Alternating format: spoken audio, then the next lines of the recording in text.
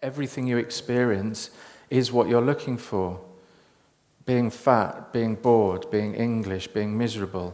This is evidence of natural perfection. Look, take a photo. And you can put it underneath natural perfection. Hang it on your wall. See? You see, that's how ridiculous our really warped view of reality is. We think natural perfection means just a made-up selection of descriptions. And if we were to get everyone to write 1,000 words on what your idea of natural perfection is, we'd have a different version for every single person. And this is why you see the difficulty on the planet, is because everyone's striving to feel relief. Everyone's striving to this goal of their set of imagined descriptions, and none of them are the same. Of course we're going to fight each other. So what do? We get together with people who we sort of have the same descriptions of natural perfection, and then we have our little gang of natural perfection, or maybe even a big gang. And then we try and force our ideas of natural perfection on other people, and taken to the logical conclusion, that's when we have countries.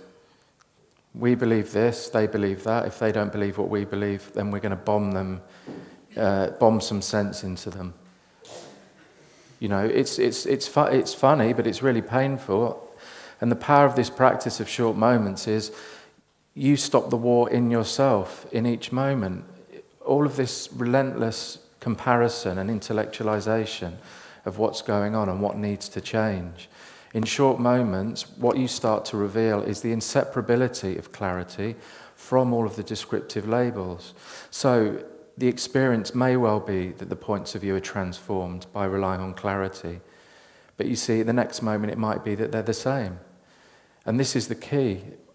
The experience of something being transformed into benefit is no different than the experience of something remaining the same and not transforming.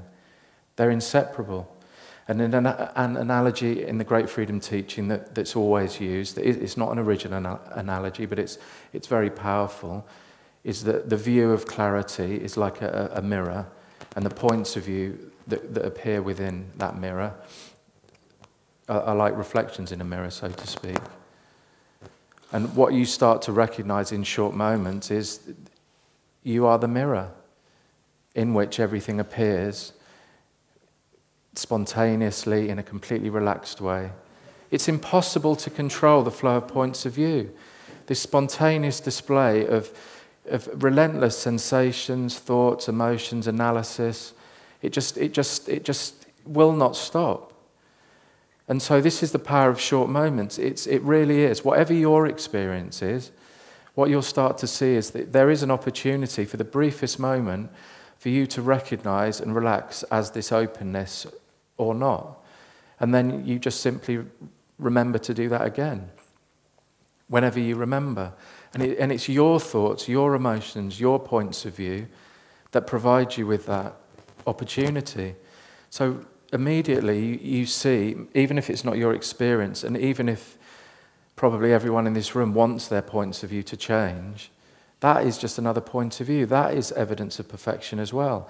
So relying on clarity doesn't mean that all of a sudden you're going to be quite happy being fat, bored, miserable in English. That isn't the point.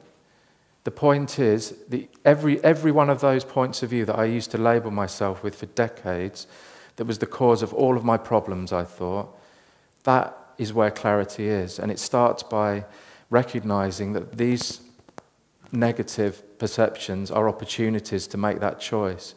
And in doing so, the recognition that these things are inseparable from clarity becomes an experience. You might as well get used to clarity right now. That will never let you down. It's always there. It's always available.